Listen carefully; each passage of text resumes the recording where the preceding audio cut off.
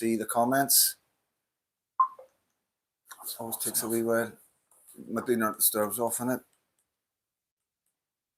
Is everything good? Aye, all good there. Yep. Okay, no problem. So just waiting to get this up here. This takes a wee while, so it does. Put the load in. Just need to come off it. I get an idea, make sure it looks okay, you know what I mean? Yeah. So just come in and say hello, guys, and I'll catch up with you in a second.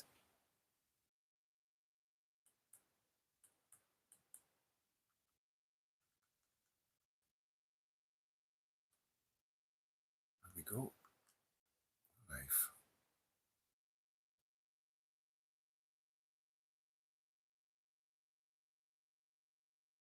Because it's you. It's playing up a bit. So, how you doing, guys? Hope you're all good. This is controversial. Would you say controversial? Yeah, you could say that. Yeah. Yeah. I wouldn't say that, but I understand. A lot of people thinks it's controversial. You know what I mean? So, Tony, who are you? What's your position and what's your political party? Okay, my name's Tony Martin. I'm the chairman of the National Front. How long have you been that for? I've been in the National Front for 14 years, and I've been the chairman for it'll be 8 years this year. Right, so going to go straight into it, guys. I want to thank you, everybody. We will get to the questions. I can see all the usual suspects, and thank you all so much. Moderators, keep an eye on the chat. We don't want any nonsense in it. It's a serious topic. You know, we've got to, at the end of the day, like I always say, Freedom Dance platform is open to anybody, you know what I mean? And, you know, silencing people, we've noticed in the past, does a lot of damage. And I think we should hear all sides of the arguments so we can understand, you know, well, one, we get called far right and racist just because we have a stance of wanting illegal immigration out and mass immigration, and we get called far right and racist. So, you know, the understanding of the general of society these days seems to be the National Front is far right and racist. So my first question, are you far right? I wouldn't consider myself far right because I personally believe that the terms right wing and left wing are outdated. Some of our policies you could say was right wing. Other policies you could say were left wing. So I don't really think, not just the National Front, but I don't really think the terms left and right, well, there's people on the far left, but I don't think there's anyone that is really far right or to like the opposite to the far left. There is no equivalent on the right. So, right, so the next one is like, obviously, are you a racist?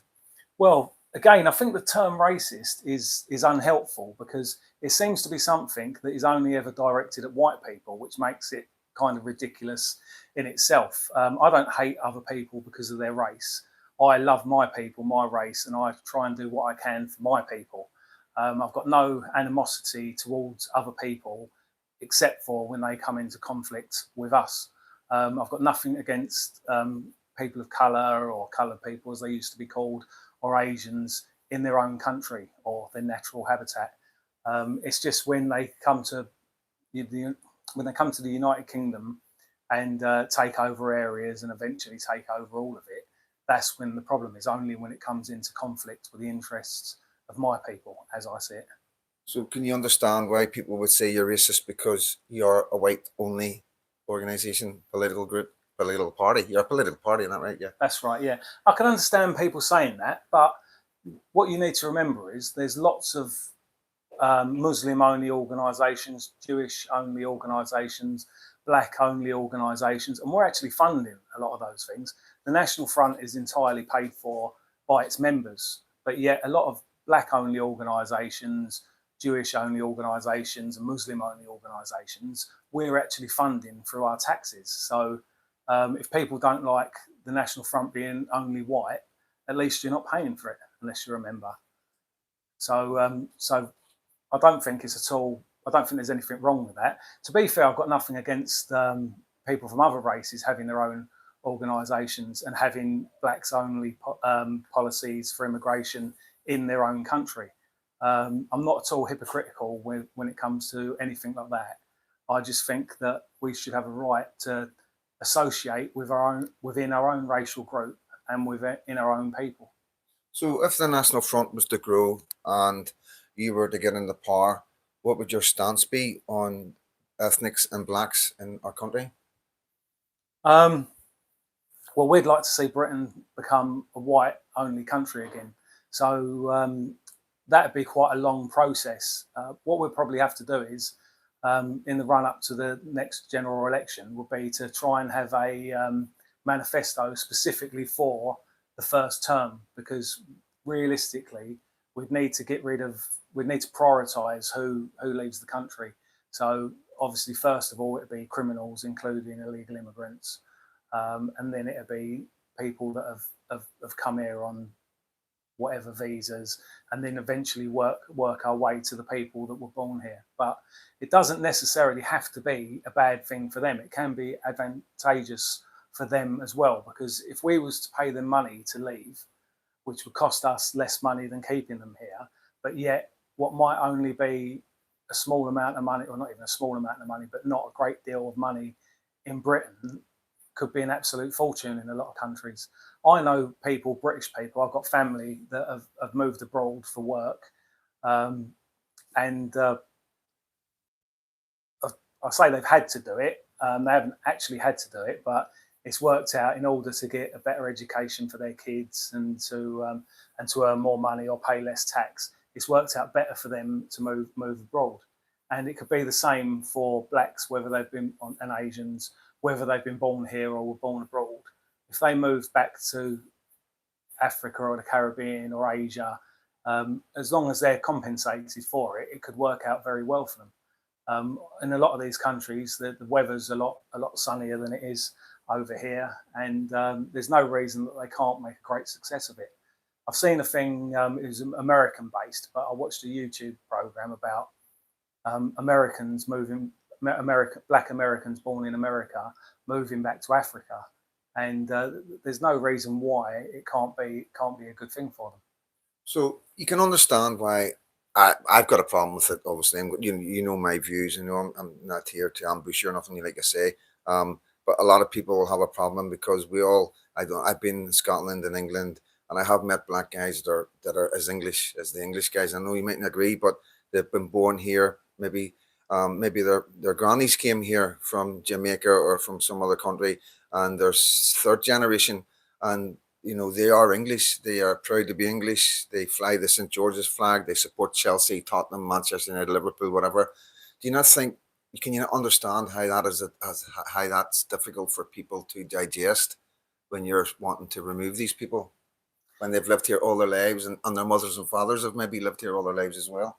Yeah, I can understand that. It's an unfortunate situation to be in. I know lots of blacks in England that I get on with, and that I'm friends with some of them. But all of the ones I know, they know where they're from originally, whether it's Jamaica, Barbados, or Africa, or anywhere. They know where their ancestral home is. They know, or some of them might come from mixed ancestral homes, but they know that, and they do to some degree, whether they support England more or Britain or the UK more, or their original country of their ancestry. They do have some sort of connection, whether they've been there or not, with their ancestry. So, and also another thing to remember is when a lot of people tell me that most blacks and most Asians are good people, and the problem isn't the majority. The problem is only a small minority. It's only a minority of people blowing people up. It's only a minority of people mugging people. But when it comes down to it, a majority, not all, but a majority of blacks do sort of connect with the muggers. They may not have gone out mugging themselves, but they're against police stop and search, and if the police was to be a bit heavy-handed with a suspected mugger, they'd be against the police, and a lot of them cannot turn on the police when they're actually stopping drug dealers and violent criminals. They can be against the police because they see it, they side with a black person over a white person or over law and order, and it causes all these problems. And you've only got to look at some of these black politicians like Diane Abbott, Dawn Butler, Belle Ribeiro Addy, and they're elected. They weren't appointed as MPs. They didn't become MPs despite being anti-white racists. They became MPs because of that, because there's enough people in their communities that will get out and vote for anti-white agendas. A big thing that's coming up in the Labour Party, probably in the next 20 years, is reparations, where they claim that they're owed something, either due to the supposed climate emergency or because of slavery, which obviously ended nearly 200 years ago. So, and I think a lot of them, it doesn't matter to them really whether they deserve it or not. If there's enough of them to vote for it, they will vote for it. So if we allow continued black immigration, or even if we put a stop to it, but they carry on outbreeding us, eventually, whether it's in 20 years' time or whether it's in 100 years' time, eventually we'll end up paying reparations. And it's already been spoken about by Labour MPs in heavily ethnic areas. Mm-hmm. The ones in more whiter areas don't speak about it yet, but as those areas change, that's going to be a big topic coming up within the next 20 years. It's already a big topic in certain areas. They're already holding meetings about it and things like that. Yeah. So what you're saying about, I sort of relate to some of that, especially when it came to the grooming gangs. We talk about moderate Muslims, but yet the moderate Muslim doesn't speak up about the grooming gangs. No. We've seen whenever they were going to when they were going through trial, that the families and friends were shouting at the judges and shouting. I don't know if we've got a problem with this at the minute. See it hanging. Look at the TV. Oh, okay. Hopefully it'll come back. It's because you're on. I see you moving. It's where I was still for a minute, I think. That's it. Yeah, it'll jump back on again, okay. But the guys upstairs will let me know how we're getting on. Yeah. So yeah, I relate to what you're saying. That even though they say not everyone's bad, but there is cases like in Israel as well, in Gaza, when they were bringing the hostages back. Everybody was cheering and clapping. You know what I mean? And it's almost a fear of standing up against, the minority of extremism. That's what I see with Islam. Yeah. So yeah, that's sort of all cleared up. You're pretty staunch in your stance. Like I say, I don't agree with it, mate. You know what I mean? Like I say, I just can't. The fact putting somebody out that's been here for so many years and that I believe are just are as English and Scottish and Northern Irish or Irish as the rest of us. You know what I mean? The only difference is the color of their skin, and their ethnicity. But that's who you are and that's what you stand for. And I respect that as a person and a political party. I don't hate you or that's your right. That's your God-given right. And what's your thinking behind that? Can you explain why I believe you're so extreme like that with that? Well, I don't really think it's extreme. I'm from London, as I'm sure people have gathered by my accent, or people that didn't already know me. And London is more than half non-white now, and the area that I grew up is now less than 10% white British. It's more than 10% white, but there's other groups there. It's probably like 15% white, just under 10% white British. And a lot of areas in London, whites aren't welcome. I think nearly every area you can walk around during the daytime, as long as you're not wearing a Rolex or anything like that. Mm-hmm. But there's in Brixton, they've got what they call like the Black Pound Day, where they only shop in black shops. I'm not sure whether that includes Asian shops or not. Mm-hmm. I think it might only be black shops. See, a lot of people won't know none of this because all this is kept quiet. Yeah. I know it because I speak to a lot of Londoners, and I'm in England quite a lot, so I'm in these areas, and like I say, it's my job to know these sort of things. But coming from me, sometimes it's difficult because people just you see with the papers call me far right and racist. But you're a Londoner, you're speaking from experience. So just before you keep going, so is it have you got an axe to grind? Is that what it is? Is it a personal thing because of what you're seeing? Is that why you're so? I know you're saying it's not extreme. I do think it's extreme. I wouldn't kicking all blacks out just because. I wouldn't say it's an axe to grind. I'll just say I can see what's happened, and it's the only realistic way I can see it dealing with it. But I think realistically that there's no that many really. You know, if you were to take away all, because my the way I think, right, is people talk about illegal immigration. Now, I go that wee bit further because of the Conservatives and the Labour Party's attitude on immigration in the last 20 years and the people that they've given citizenship to. I still Yeah. believe that they should be illegal because they shouldn't have come in and they've Yeah. been brought in by a traitorous government. Now that's where I am. Now that's a big block. You know, Yeah. that now are you with my theory and my method of remigration and stopping the replacement that we see in England? Do you not think that would be enough to stop us being replaced in the future if we sorted out the births and deaths? Will we really need to get rid of everybody of colour and every Asian in the country to save us being replaced? Well, I think that their birth rates are so much higher than us that it might slow it down a bit. Obviously, anything could slow it down. But if it we're wouldn't slow it aware down of the enough. problem, see, the problem is we haven't been aware of it. Nobody spoke about it. Like you know, there's been a problem, but you've been silenced. You know, Yeah. you don't get any airtime. BNP, like Nigel Farage is quite happy to boast that he's one that brought down the far right. You come in that category, whether you like it or Yeah. not. That's Well, unfortunately. I was in the BNP at the time, so Yeah, so you know exactly. So Yeah. what I'm saying is, like, it's like, you know, it's there. Do you not honestly think that now, with the knowledge that we have of what we need to do, you know what I mean? First of all, we remigrate, we bring the levels back up where there's a lot more of us than them, and we sort out the births. So, like, even this in this extreme has taken away the two cap for us and not for them. If you know, I know it sounds Yeah. sounds a bit harsh, but things like that, because I mean, I've always been pushing for the two cap to be lifted, but I wasn't really thinking about it clearly. The two caps now been lifted, but Yeah. we're still not having children. Now they're No. getting the benefits of Yeah. having 4, 5, 6 children. You know what I mean? So it's not, we've now shot ourselves in the foot. You know what I mean? Yeah, some white people are a lot less than of them. Yeah. Yeah, we're definitely there's Yeah. definitely the statistics. There's definitely more of us there than we are having children. Yeah. And that's a problem, and that's one of the reasons that they use for bringing immigration in. You know, but what I'm trying to say is, can we not fix our country and have people of black people that are here that we see as English and Scottish and integrate into the country and marry white people and have mixed children and are Christians? You know, why would we need to do that? Could we not just deal with the problem that we see and then deal with the births? Because then it would sort itself out in long term if we brought in the certain policies and make sure it never happened again.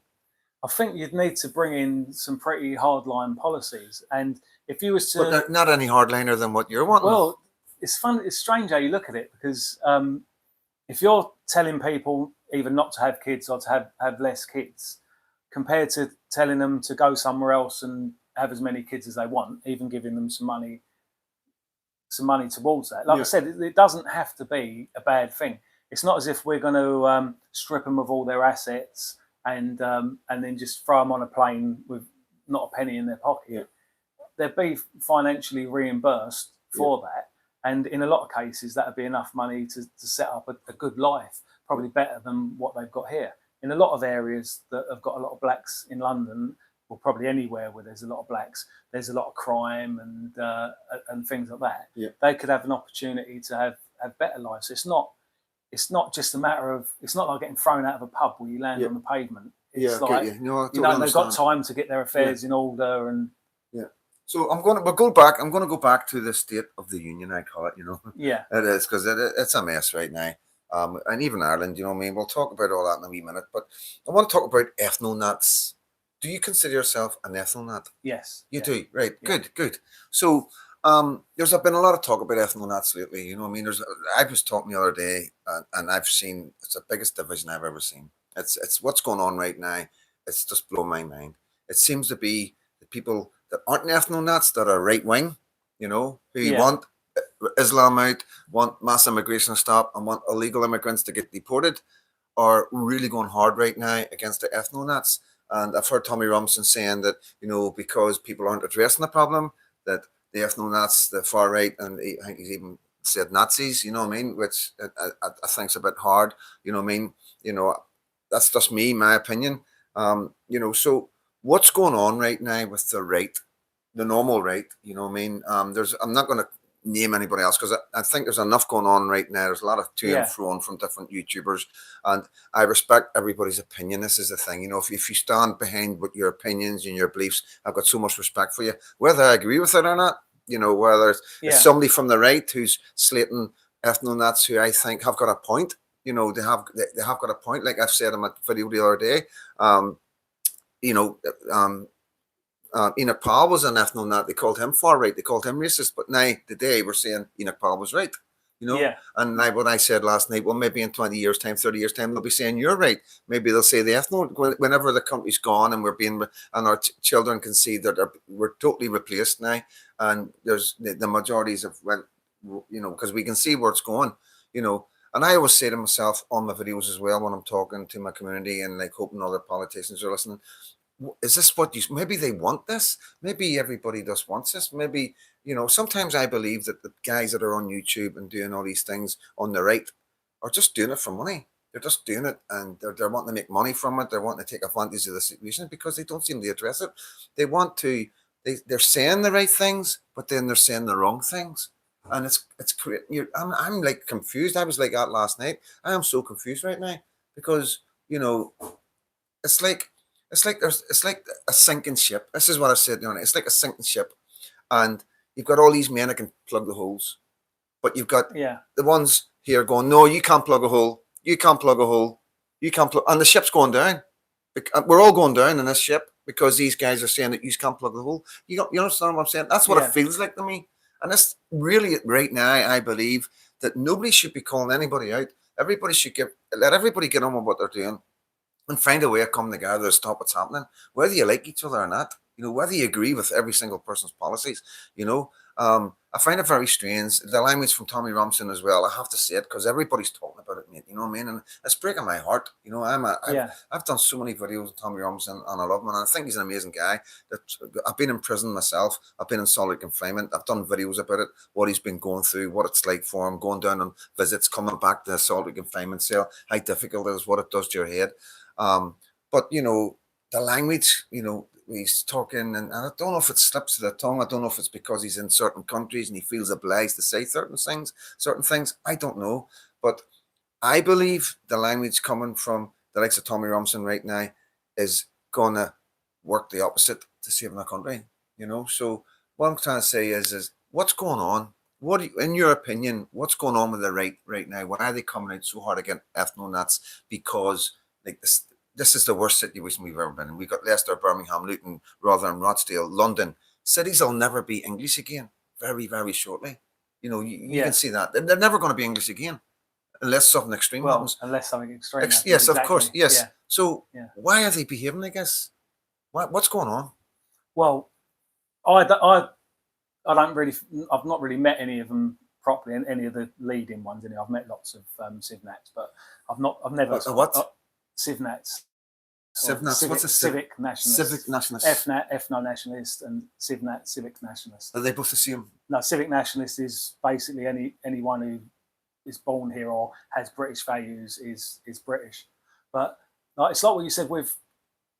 I'm going a bit off topic now. I'll get to that in a minute. But if you look at the left, on the left, you've got a massive spectrum of people. They're not all the same. They don't all agree the same thing. Some of them literally want to have re-education camps like the communists did, and are actual communists, full-on communists. Socialists, yeah. And like there's no one on what you call the right that's calling for camps for people or anything like that, other than obviously short-term for re-immigration. Yeah.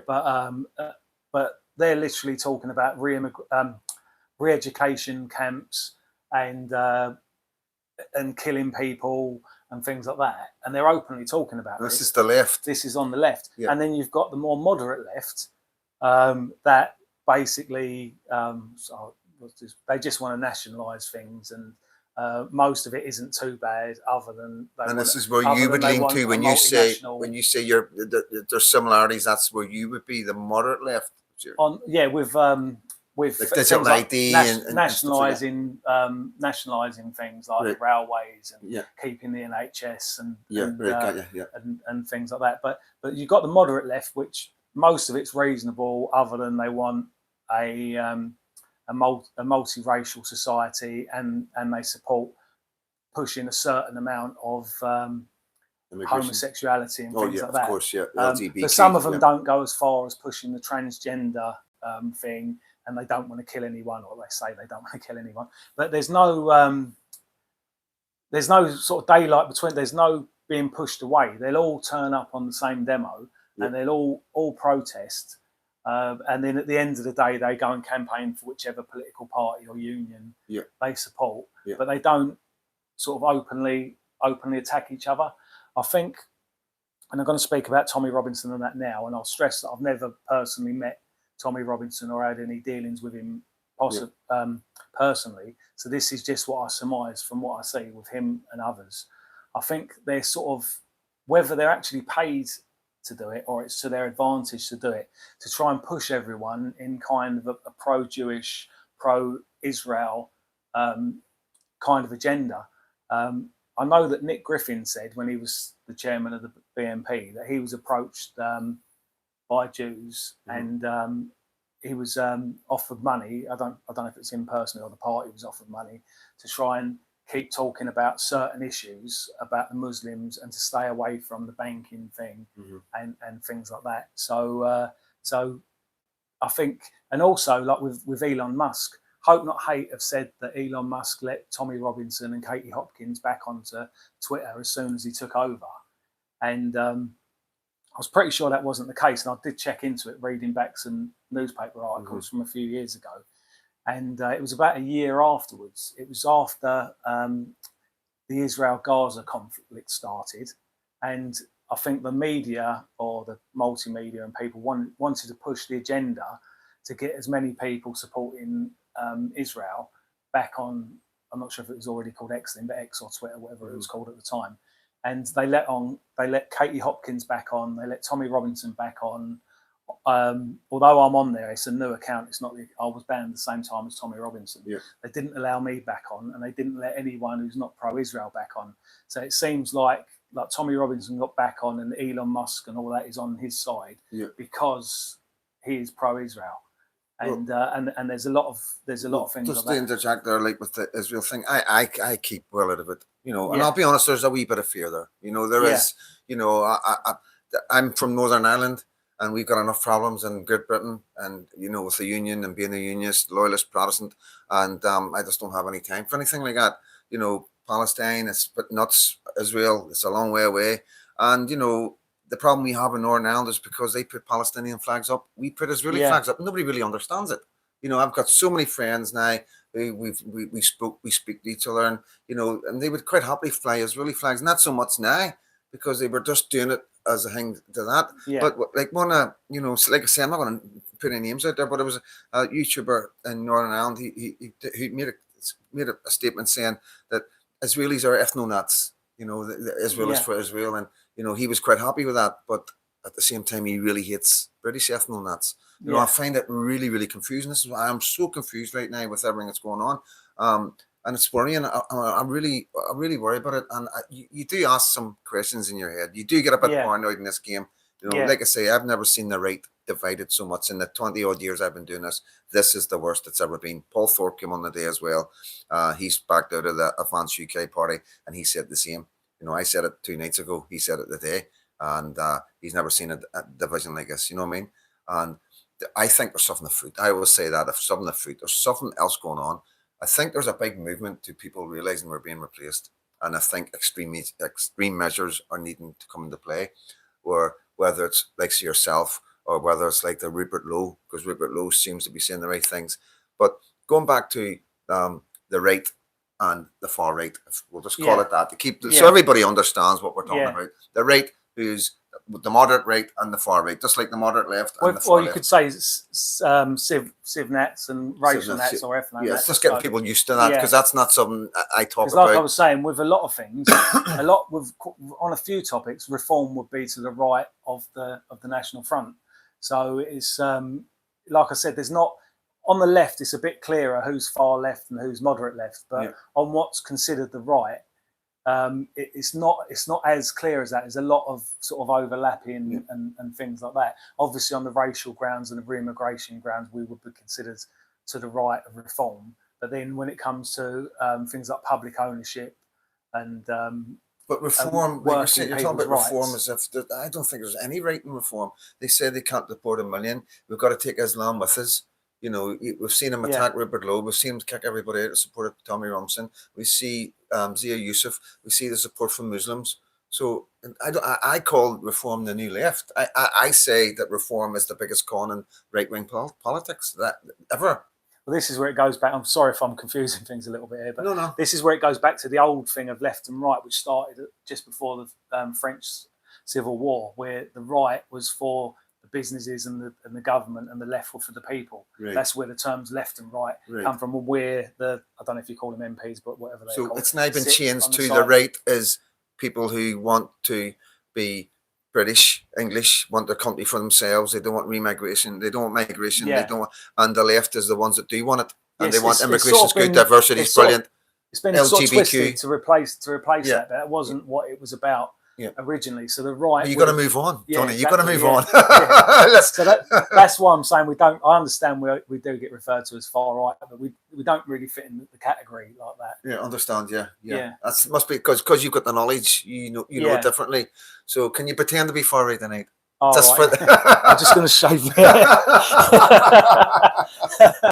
But no. So getting back to, do you think there's something else going on with the right of politics? Because we're at a stage right now where things are amping up. You know, I see all the platforms growing. I know what people are saying on the streets. I know people are getting really worried now. They can see replacement taking place. You know, do you think because there is I don't know. I don't like to say it, extremism, because we do need extreme measures to protect what we know. Unless you're going to sit there and go, well, I'm quite happy with Ballymena or Belfast or Portadown or Lurgan or Coleraine being replaced in 25 years' time. When I'm not here, I'm quite happy at all being foreigners. You know, if that's the case, then fair enough. But I'm not happy with it. So for me, we need to take extreme measures to make sure it doesn't happen, because we're up against it. We've got left-wing governments in, and we've got the left as well. We've got social work, doctors, nurses, police, everywhere. They've infiltrated everywhere. So we are up against it. It's the hardest thing I've ever done in my life. But if we don't do it, we're in big, big trouble. And people are starting to realise that now. So people are starting to look towards, like yourself, the BNP, Britain First, and Rupert Lowe, you know, because that's what the right are saying. They're saying that Rupert Lowe's far right, and the people that's joining what's it called, Restore Britain or Restore UK, or far right. This is what the right are saying now. You know what I mean? So why? We all want the same thing. You know, obviously they don't want every single foreigner or every single person of colour hanging, but put out. But at the end of the day, we all need a majority of them remigrated. And we need a big changes in migration. You know, so what's going on? Why are they, I believe, causing division? You talk about the people criticising. Yeah, the right, the people on the right who we've been looking at and supporting. Because we've all been like that, National Front, BNP, all bad men and all racist, and and that's the way it's been. Everybody feels comfortable with that. That's the truth, you know what I mean? But now there's a change. People are starting to look at people now, and in the past it's been called far right and racist, and they're starting to go, well, they were right. You know what I mean? And then they're seeing what they were saying coming to fruition. They see cities being replaced. We see Leicester, Luton, Birmingham. It's like, it's unbelievable. So people are starting to see it now. They can't hide it. They can't shut us down. They can't silence us because we're telling the truth. We're spitting facts.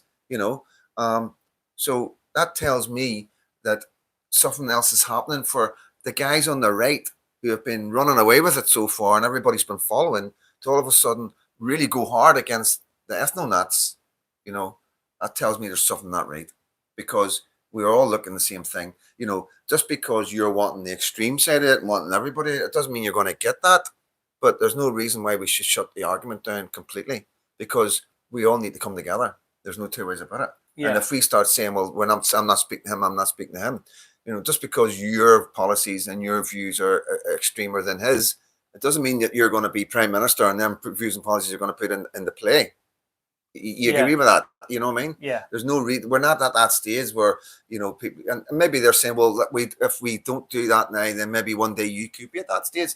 But all I'm going to say to them guys is, I don't think the public care anymore. You know, we're in a situation where we need extreme measures, you know, and it's difficult to say. And I'm going to say this right now. I do not agree that every black man or every foreigner should be deported out of this country just because of the color of skin. I want to make that very clear now. But we need to have the discussion. We need to talk to guys like Tony and guys that the ethno-nats, because everybody else is talking about them and they don't seem to have a right to reply. So I think it's only fair that when everybody else is fucking badmouthing them and slaughtering them and they're getting dragged through all online and on thing, I think somebody should sit there and actually talk to these guys, find out what they're about, and get some questions and answers. So anything you want to put in that about the right and what's going on? I'd like to point out with when Farage first turned up on the scene, because back in the early 2000s, the BNP were doing well, 2 MEPs, someone on the GLA in London, and when Nigel Farage took over UKIP, all of a sudden he was allowed on every TV program going. He was probably turning down programs because he was too busy, but he was sort of pushed forward to try and take votes away from the BNP. And at the time, the BNP were bigger than UKIP. That's right. UKIP only really did well in the European elections. They didn't do well at anything else. But Nigel Farage got so much publicity that's why he claims that it was him that destroyed the BNP. That's contested. I'm not going to get into that too much now. But he obviously did have something to do with it, where it probably wasn't entirely his either fault or achievement, depending on which way you look at it. But he got pushed forward for sort of pushing them views, for trying to keep the patriotic movement sort of fairly moderate and pro-Israel. And then obviously Tommy Robinson turned up not long after Farage, and his protests got, like with the EDL, got lots of publicity. And again, he was allowed on lots of TV programs and got lots of publicity for someone who didn't even stand in elections at the time. I think he stood in one election for the European Parliament in 2019, I think.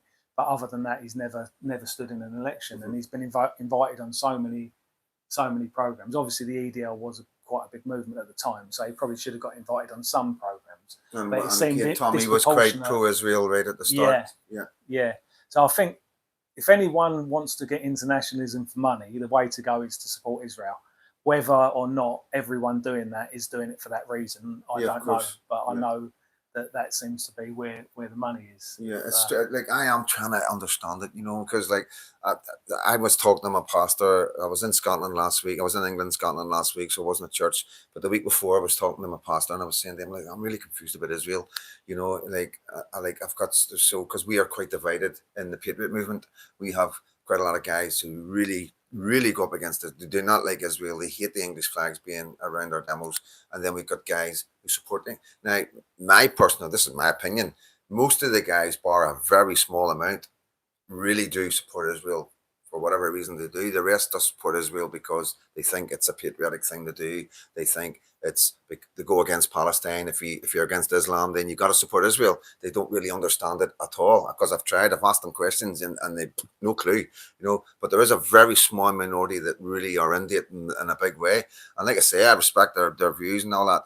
But you know, it's there is a split, and I'm trying to understand it, you know, from a biblical point of view as well, because it is quite different, you know, Jewish people and Israel and Zionists. It's all completely, it is a minefield. And you like, I've spoke to so many people who that are really, there's a guy coming tonight as well. He knows a lot more than me about it, and he's wanting to get a wee chat with you, like after just because he's a Christian, you know what I mean, and you know, it's just like, so we understand it, you know, because he's actually one of our guys and a big part of the Patriot movement, big part of EBFD, and like I say, we have different branches now, you know what I mean, and we have a Christian branch, and we need to know, you know, these guys need to know exactly everything they need to know everything to be able to do their job properly, you know. So like I say, we're on top of our game because of what we've seen happening, you know what I mean. Obviously we're trying to fly under the radar right now, but you know, we're getting bigger and bigger, and you know, that's the way forward. We're not extreme. We're not like yourself. You know what I mean? We do Yeah. want migration. We need a complete stop of immigration to take stock what's going on, find what the fuck is going on here. You know what I mean? Because this is nuts. You know what I mean? But so anything else you want to add to that? The rate against the ethno nuts. What, against Israel? Yeah, you mean, or yeah, against- no, that's what's going on right now. Because I don't think it's everybody that supports Israel. It's against the ethno nuts. Yeah, You know what I mean? Because Yeah. like it's like I say, Israel is an ethno-nat country, isn't it? They're Exactly, full of yeah. ethno-nats. You Yeah. know what I mean? It's Israel for the Israelis. You know, it's like Japan. Like they say, this is another thing I've heard a couple of guys say. British Lorder, Dean O'Bain. You know, they're saying like Japan brought in 2% of immigration, yeah, and then they voted for a right-wing party to get rid of them. yeah, And it's okay for the Japanese, for Japan to be for the Japanese. And there's other countries like that, if you can name a few, that Yeah. are quite happy. Like, basically any non-white. Well, there's maybe a couple of exceptions, but other than that, any non-white country. There's other countries that you can move to, Yeah. and but you'd never be allowed to vote or buy property. yeah, that's the general consensus around the world. You'll Is never actually be but if from you that country. if you say England for the English, Yeah, you're a far right racist Yeah. thug. it'd be Britain for the British. Britain rather than for the English for British. English. Is that not mental? Why are we like that? Well, what's happened is what's made the public think it's acceptable to sit and go, he's just said English for the English. That's no. What have we done to ourselves? Well, what it is the way I see it is it's been a guilt trip. I think the only country close to us, probably, or maybe possibly worse, is Germany. Germany are made to feel guilty because of the Holocaust and World War II, Mhm. and a lot of, obviously not all of them, but a lot of like young Germans sort of hate themselves for being German. So from a German point of view, it's World War II and the Holocaust. Psychological warfare. do you Yeah, think? and then for a British point of view, it's the Empire. Right. Obviously, the British Empire, not everything we did was particularly nice, but I personally believe that it was for the greater good in the long run for most countries that we went to, giving them railroads, medicine, education, law and order. Virtually every country increased their life expectancy and things like that, and we made the world a better place. But for the few things that we got wrong or might be considered outdated now, we're meant to feel guilty about that. About slavery. It was the British that put an end to slavery, but they don't want to talk about that. Yeah, that's They correct. just want to talk about the couple of hundred years that we was involved in it. It's something that's been going on for tens of thousands of years, and we put an end to it. So I don't think we've got anything to feel guilty about. But And then from an there's the wars, education there's the point Gulf of Wars and view- everything. It's because it still goes on. We're still Yeah. being made to feel. We've got, I think, I don't know how many Afghanistanis come in because of a data breach. Yeah. And then we're getting a lot of Afghanistanis that come from the Khyber region, where the most of the British camps and Yeah. American camps were, and Pakistan as well. It's situated where that's where some of them have picked up English. You know what I mean? And for whatever reason, Iraq, Syria. Yeah, we shouldn't have gone into either Of of course, those but countries. does that give them Yeah. the right? Does that give us to have the empathy to feel guilty because our government, like Tony Blair and Bush, told lies about weapons of mass destruction and all the rest Yeah. of it? Does that give us? Do we have to have empathy and allow these people in because they're not going back? I don't think to the extent of letting them come here. Perhaps give them a bit of money to go somewhere else. Personally, I'd strip Blair and Bush, once found guilty of some sort of war Yeah. crimes. I'd strip them of all their assets and jail them, give them that Yeah. to the Afghanis to go and live somewhere else. I think both Afghanistan and Iraq were both, well, I say big mistakes. They probably weren't mistakes because Yeah. people had other agendas. Yes, who was I behind it. totally agree with But you. I'd like to agree make with a you. point though about I'm not a supporter of the Taliban, obviously, but from looking at it from a purely British or purely Western look, the Taliban in 2001 they just ceased almost all heroin poppy production in Afghanistan.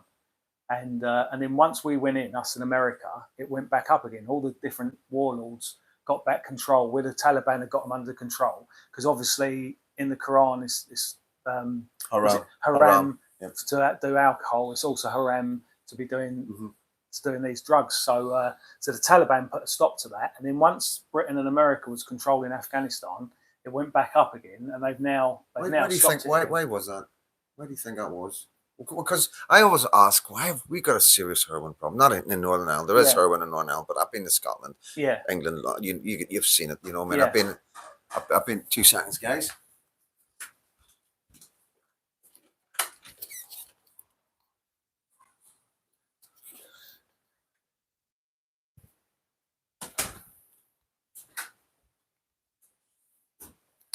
So, can I get a couple of coffees, please, guys?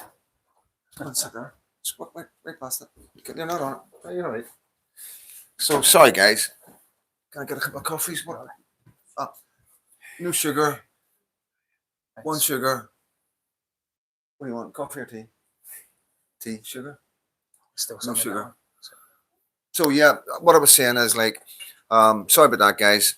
So what I'm saying is like, I've seen it on the scale. It's remarkable. You know, I see the damage it does, what it does to communities, and I always ask why and how to the government. You know, if I was in charge of the government, you know, I'm quite sure that I could start with the guys on the ground, the street, and work my way up to the top man. And then anybody caught with over a kilo, life them right off. 25 years, you know, Yeah. because they're responsible for maybe a lot of deaths because of people I'd overdosing. say less than a kilo, because a kilo is a hell of a lot, isn't it? Really. Yeah, no, But- but you're trying, you know, I know. I'm just trying. I'm being conservative, Yeah. I suppose. You know what I mean? Yeah. And we don't have that many jails, but it's not unreasonable to life these guys off. Like I mean, like big, like for when gangsters in Glasgow do hits and that, they're getting 25, 30 years. If it's a normal unaliving on the street, if you get in that fight, you're looking at between 12 to 14, 15 years. You know what I mean? But if you're a gangster and it's what's the word? Where you're going out to kill somebody, you're planning it, you're tooled up and bang, you're assassinating somebody, then you're looking at 25 to 30 years. I think it should be on that scale. So not only would you be like going and getting rid of the main man, but you're also sending a message to anybody that's coming in to replace him. Because that's all that's happening right now. They're getting Yeah. 5, 6 years in jail, and somebody else is coming in to replace them. You know, so heroin does come from Pakistan and Afghanistan. So, Yeah. do you think I there's think a they're reason? actually using synthetic stuff from China now because of what's happened with the Taliban. Right. I think that's literally like the past year or so. Yeah. A lot of it is synthetic. Yeah. Right. So, but what's your take on that? Just to go off a wee bit. Do you Yeah, think there's a yeah. reason why we have a drug problem? Is it Yeah. to create like it's like I say, I would say the kids in school aren't taught to be leaders, or they're taught to be workers.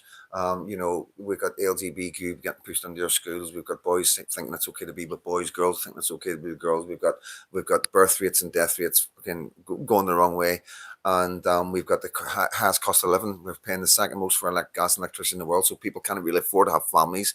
So there's all sorts of stuff going on, and then whenever the ones that are getting through, that maybe are able to have families, are on drugs. So you know, if you're a drug addict, you're not even having sex because it takes away your whatever it's called, libido and all that. Yeah. So do you think it's a concerted effort to destroy our society? Because it's not the foreigners that are using the drugs; it's the locals. That's what I see. I think I've seen a lot of foreigners that are using Great, drugs. fair enough. Yeah. I don't know that many people to have a big example of who's doing it, but the foreigners do use it as well. It's hard to say why they allow it. Like that is obviously one example. What you've said to stop people from having kids, and as well to make people, like if there's a protest or something, if someone's either stoned or high on something, they're less likely to get involved in anything like But it's the that. same with cocaine. And, It's everywhere. Yeah. There's like I've never been anywhere in any part of any country where it's not 10 minutes away on it with a Yeah. phone call, and everybody can get it. And it's like you can get cocaine probably quicker than you can get fucking fags or bread or milk. That's fucking after 12. You understand? It's Yeah. it's Yeah. fucking it's people don't realize if you're not if you're not from working class areas and you haven't been the places I've been in the jails, and like the amount of drugs in the jails is fucking unbelievable. You know what I mean? Yeah. And it's mind blowing that we're in a situation where we've got the best intelligence service in the world. I believe, you know what I mean? It's because of the conflict and the experience Yeah. with Northern Ireland. I believe we've got the best army intelligence, best police intelligence, MI5, MI6, and the rest, but yet they can't combat drugs. We've got it everywhere. It's not a priority, is it? If it was a priority, I think they could. I'd probably rate them about third. You've probably got America's probably the best for intelligence. Okay, fair enough. Then probably Israel. So you've got the CIA, Mossad, and then probably MI5, MI6 are probably. Yeah. and But they're that's- all interlocked anyway. Them Yeah. three, them three Yeah, 'cause together. another thing what they do is because in most countries it's considered a bad move to be spying on your own citizens. Mhm. So what they do as well is they spy On each other's on citizens. each other's citizens Right. and exchange the information. Right. So if the CIA are caught spying on us, Yeah. the Americans won't be that concerned because we're British and Yeah. we've got less comeback on them. And it says it's not as bad as if MI5 were caught doing it. Yeah. And the same as if MI5 are spying on Americans. Yeah. It's not seen as bad. So there's a lot of overlap with that. So let's go back to the State of the Union. So you're from London. So the question I always ask everybody, and you're not going to be any different, when did you start to notice the changes? Well, it's been going on throughout my lifetime. So I probably became aware of it probably when I started senior school. But That's what quite a lot of Londoners say. You know, Yeah, that's, yeah. You know, so And then when I left school, it seems a bit weird, but it didn't quite seem as bad because obviously when a lot of ethnics are of a younger age, when I was at school, we was over half non-white then, but the area was nowhere near that non-white. So when I left left school and went into the workforce, and nearly everyone was white, it was like, although I was in roughly the same area, it seemed that things had I kind of sort of like forgot about it for a little while because it didn't seem like as much of a problem. Yeah. And then gradually it got worse. So when did you find it becoming a problem where you thought this is something that we're going to have a problem with? This is going to be irreplaceable. We are in big trouble here. When did the penny drop? Well, I always had it in the sort of back of my mind. Like when I was at school, I used to write NF or BMP on things, and used to, like when we was arguing with the black kids, there was a lot of racial sort of tension there. Yeah. But from like a sort of serious political point, it was probably when I left the army. When I came out of the army, it was probably a lot more noticeable. Right. The area that I came from, although I've been back visiting, I hadn't lived there for sort of 3.5 years, so it changed a lot. So I have been in England. I was in Aylesbury. Aylesbury prison, long-term prison for young offenders. It was like 70% black, 10% white. They thought they were black, and the rest were white. So, how racist did you find the blacks in London? Well, being honest, it's your experience of black people. Did you find them racist? Yeah, definitely, yeah. Yeah, my experience, and I've spoke about this because I talk about my life, you know what I mean? I've never met anybody as racist in my life. The amount of racism from these guys when I was in that jail was phenomenal. The only reason I was in with I can't name the guy, but it was a young IRA man. I was doing 8 years for a bank. I was doing 6 years for a building society. And we were selling fags for one for two back. And so we were doing business with the main black guy in the jail. And also they supported sort of, because we were Irish, and they called me Paddy, and I wasn't fucking kidding on anything else, you know what I mean? I wasn't going down the British Unionist thing then there, you know what I mean? No. So they thought I was a Paddy, just like Eamon, the guy was there. So that was like, I was happy with that, you know what I mean? Because I knew how anti-English, how anti-British these guys were, just the way they were with the other white guys. And that's something that I never really experienced coming from Northern Ireland, because I was only 18 years old, you know what I mean? So why did people not, why is it always we get it so hard, if like yourself, but nobody ever pays any attention to like the Black Lives Matter and all these organizations are blacks only? Nobody bats an eyelid when it's an organization with blacks only, Asians only, or Pakistani or Afghanistanis only. But as soon as you have a white English only organization, everybody goes off their nut. Why is that? Well, I can only surmise, really. I think it's like I said, with the guilt trip over the empire, and also some of them like want to destroy us, whether they're from a different racial group, whether they're communists, whether they're various different things. You're talking about white people. So white people. They're quite happy to bring down. Yeah, they're quite happy to commit suicide. Basically, that's the way I see it. Because if I always say, if these people are against, like say myself and yourself and other people on the right wing, oh, thank you so much. Thank you so much. Or they don't have children. They're not invested in the country. No. If you've got children and you're invested in this country, then why would you not be paying attention to what's going on? You'd be thinking, hold on a minute. When in 20 or 30 years' time, the evidence is there. It's not like we're making stuff up. You can actually do the sums and work out how long we've got Yeah. left before we're a minority, and we can see how bad things will go whenever they're a majority, because we see what they're doing right now. Yeah. When they're a minority, look at Hamza Yusuf, the all-white speech going off is not because everybody in power and influential positions were white, in a white country in Scotland. And what's the other one? Who's the leader, the Labour leader up there in Scotland? His dad's also involved. Can't remember his name. It's difficult names to remember, some of these names. But he done the exact same speech. And then they're going to meetings and they're encouraging more Pakistani men to get into power. Now, these are just a small, tiny, minute amount of Pakistani men in power, and they're wanting to change it. So could you imagine when it's a majority? I think this goes on with all ethnic, or other than white people, all ethnic groups in Britain. There's I did a video a little while ago about Barbara Leonard Spector, who's a Jewish woman who's in, is it Sweden, and she set up an organisation to further Jewish leadership and get people and get Jews into leadership positions in Europe, partially for the aim of spreading multiculturalism. And so that's an organisation that's set up, and there are other organisations set up to further Jewish people within leadership roles. There's also, like you said, there's definitely the Muslims. I'm not sure if there's any black groups specifically doing that, but I know even Irish Republicans. Well, there is. There's a lot of that. I know there is. In the union, like when I say union, I'm talking about trade union. Within the trade union movement, there's so many trade unionists at high levels in Britain, on the mainland in London, that are Irish Republicans, like Eddie Dempsey, Steve Headley, and people like that. So that they've got a little thing going on where they're sort of pushing each other forward and getting in leadership roles in the unions. So you've got all different groups pushing things like that. So do you think part of the problem is people don't question nothing? They just don't think about it. They just think, all right, you're racist, you're far right because you want English before anything else. You want English to come first. It belongs to England, and that's it. Now, the racial thing about the blacks, we're just going to put that aside right now. I know that sounds a bit thingy, but we're just talking about nationalism, ethno-nationalism, wanting to put your countrymen and your country first.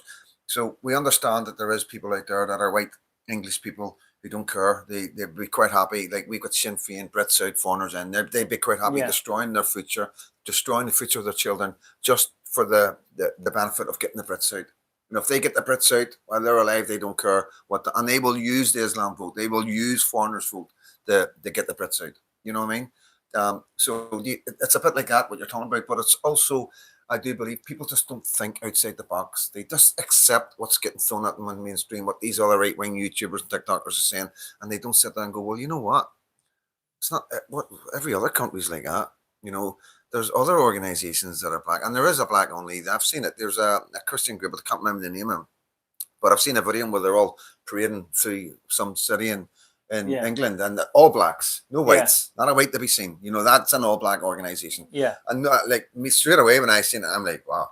I meant specifically leadership organizations, like the other ones have got ones. Political organizations. Specifically, not necessarily political organizations, but sort of, I don't know, so you call it self-help or teaching education to try and get. But there is organisations out there that are blacks only. But I mean specifically for leadership roles, trying to create MPs and leaders of trade unions and I've got you. Media people and stuff. Yeah, got you.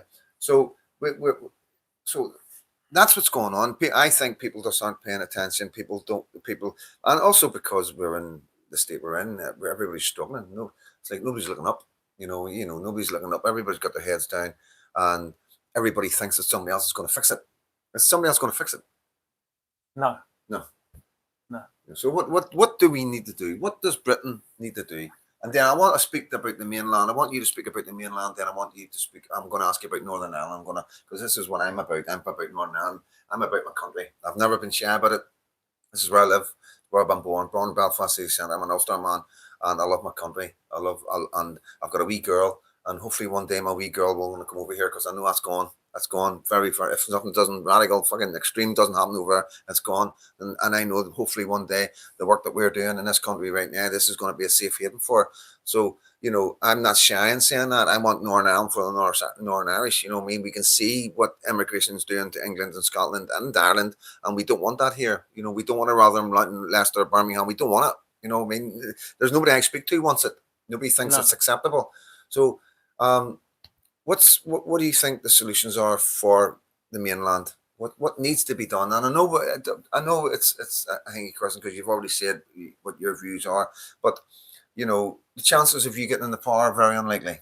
In the near future, what we've succeeded at over the years, the National Front next year will be 60 years old, and what we have, both us and the BNP and other groups have succeeded at, is pushing the Overton window and getting things spoken about that weren't previously spoken about. Like the conversation we're having today, we wouldn't have been having 10 years ago or 20 years ago. And even the likes of Rupert Lowe setting up his new party, and even Nigel Farage it's a lot more anti-immigration than he was a few years ago, because he knows the Overton window has shifted, and if he doesn't want to, what's the Overton window? It's basically what's sort of acceptable to speak about. Right. Like if I said certain things, you might turn the camera off or throw me out or whatever like that. Yeah. And then so over the years that has changed. But that's free speech, isn't it? Yeah, but like years ago, you couldn't really criticise Christianity in Britain. You could. You had the Life of Brian. No, blasphemy. But even that, Life of Brian was blasphemy. Even the Life of Brian, they wouldn't let them film in most of it. They filmed it all in Doune Castle, didn't they? Right. They was meant to film it in a lot of different castles, and things like that. It wasn't generally acceptable. Yeah. I know what you're saying. So it was that film was at the time considered shocking. Yes. And if you look at it now, it's sort of mild comedy. Yeah. To us looking at it now, when it was brand new, that was probably a lot of kids. I didn't. My parents were fairly easygoing, but probably a lot of kids got in trouble for watching that. Yeah. But no, that's a good point to make. You know what I mean? The freedom of speech. But it seems to be going one way only. It seems to be it's okay to criticize Christianity and take the piss out of Christianity, but dare you do anything? But dare you burn a Quran? Dare you speak out about Islam? And we see your good friend, the London Mayor, Sadiq Khan, and what do you call him, Keir Starmer, sitting down and getting all excited about bringing Islamophobia laws in. You know, that's extremism, is it not? That's a serious breach of our human rights, because Islam is an ideology. It isn't a race. It isn't, you know, it's just like Scientology. And if everybody's okay to take the piss out of my religion, you know, now I say take the piss, I mean criticize it, you know, in any way they want, then we should never ever be stopped to criticize Islam, especially when we have the extremists of Islam committing 25,000 terrorist attacks around the world in a year. We got Boko Haram, Al Qaeda, the Taliban. You've got ISIS. And you've got Hamas, you know what I mean? It's like, and there's more probably, you probably know a lot more. So, you know, this is what I would say. Name me a Christian terrorist organization, you know, and people, the best people can come up with is UVF and the IRA, you know what I mean? I was going to say, but really, when you look at that, they're not really Christian organizations, because especially for God and Ulster. Yeah, I know, but there's obviously Christian elements to both sides. But if you more if you look at the IRA, a lot of the agendas that they are pushing, they were fighting for Catholics, Roman Catholics. You know what I mean? They were Roman Catholics to start with, but a lot of the agendas that they push now are anti-Catholic. All this homosexuality, of course. Like that. So 100%. You could now. It might sound a bit silly to say it, but you could say that the IRA are an anti-Catholic. 100%, and I think the Catholics, when I realise that, organisation. You know, 100%. You know, 100%. So there's not really. So I wouldn't consider them a Christian organisation, and the UVF and the UDA, although technically are classed as terrorist organisations, were both more for defence than. Correct. It wasn't a matter of. Say if it wasn't a matter of pushing into the Republic of Ireland and forcing or being crusaders, sort of thing. I know what you're saying. Yeah, it was a defensive I know position. There was there was a couple of attacks in the Republic of Ireland. Of course, yeah, in but they were Dublin, yep, isolated. that's right, yep. They weren't pushing to try and turn Yep. the Republic of Ireland Protestant. Yep. So I wouldn't. So yes, I wouldn't really consider any of them. Yeah, but that's the best I've got. This is what I'm saying. This is what the arguments I get through at when I'm debating people. You know, me when I talk about, we can't criticize Islam when they're so extreme and they do some horrific things, and the things that happen to them girls is unbelievable. It's torture on another level, and none of it's being addressed. It's all been like, it's almost like it's acceptable. Oh, it's okay. I've never seen abuse and torture on children, and this is what I get this argument as well. Oh, there's more white sex offenders than there is foreigners.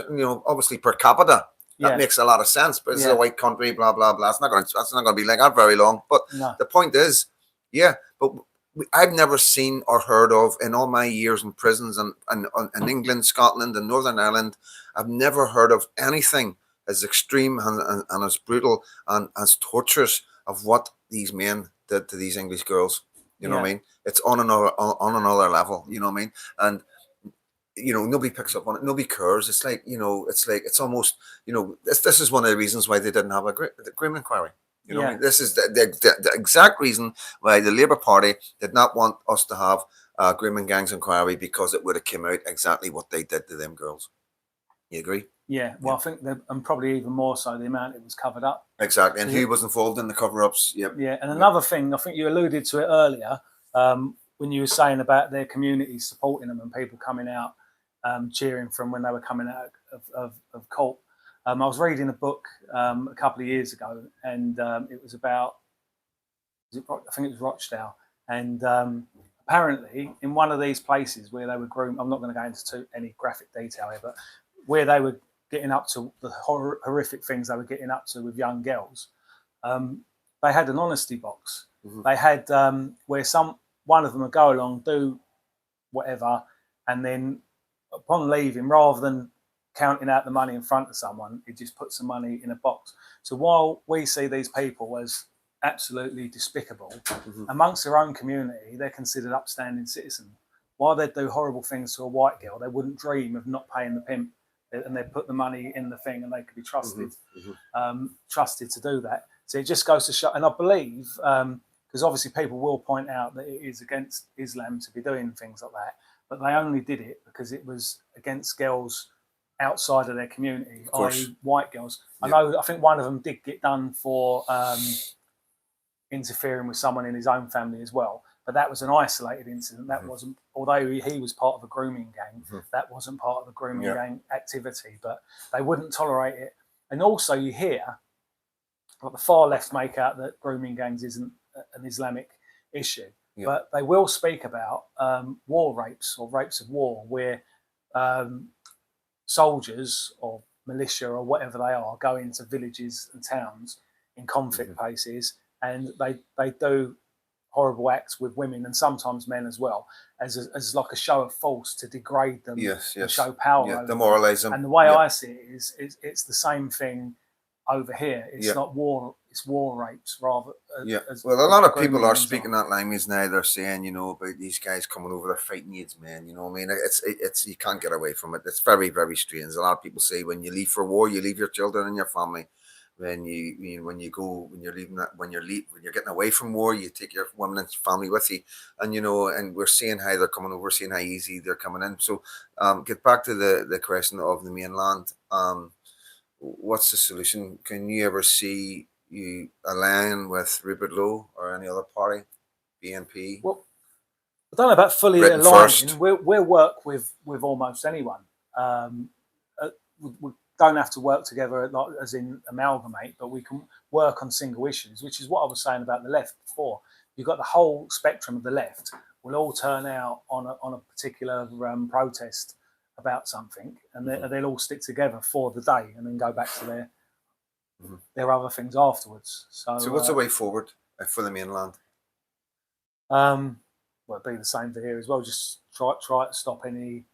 But we were in a situation right now where we are able to stop it, and we don't have that much remigration to do over there. You've got a fucking massive battle.